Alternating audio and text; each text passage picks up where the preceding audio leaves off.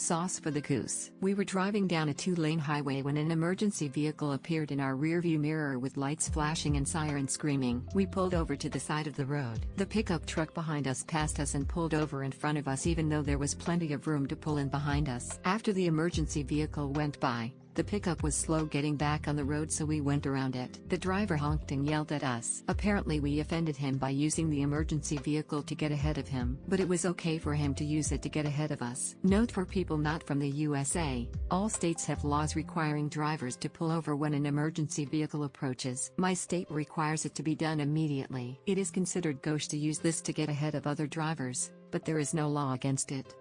Tiffed by taking an online pregnancy test and triggering my ads on Instagram. While I was looking through Instagram today, I saw something strange. The same IQ test ad kept appearing, again and again. Test your IQ now. Are you a genius or not? At first, I was a little offended. Like Instagram, what do you want to say to me? And then I realized it. Last week, I was curious and a bit anxious, so I took an online pregnancy test. Yes, on the internet. It's not a real one. Just one of those silly ones that ask things like, do you want pickles? And then act like they provide an answer. And now Instagram has obviously decided that anyone dumb enough to do that probably needs an IQ test. To be honest, fair. TL Drive. I'm curious if everyone who takes an online pregnancy test is immediately required to take an IQ test. Is this how Meta checks for quality?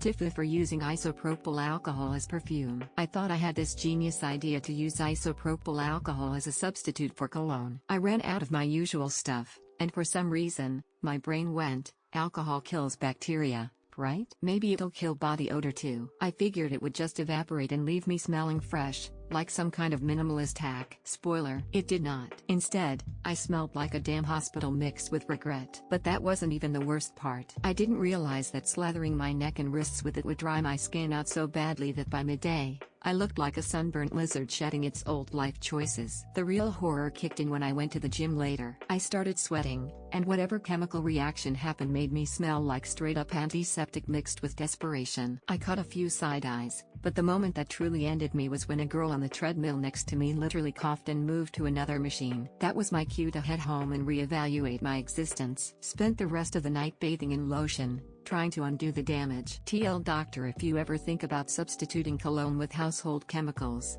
just don't. Tiffed for visiting my long-lost girlfriend. I hadn't seen her in years. We grew up together, lost touch, and recently reconnected online. We used to be inseparable, so when she invited me to visit, I didn't think twice. I booked a flight, crashed at her place, and we spent the first night catching up over drinks. Everything was great until I woke up to her husband standing over me, demanding to know why his wife was cuddled up against me on the couch. Apparently, she hadn't mentioned I was staying over, and dude was not thrilled. I tried explaining, but he wasn't having it. She was still half asleep, mumbling about how we were just friends while he kept staring at me like he was debating whether to kick me out or knock me out. He finally stormed off, and she casually admitted they were going through a rough patch. At that point, I was questioning all my life choices. Ended up grabbing my stuff and booking the earliest flight out. TL Doctor, next time, ask more questions before assuming a reunion is a good idea.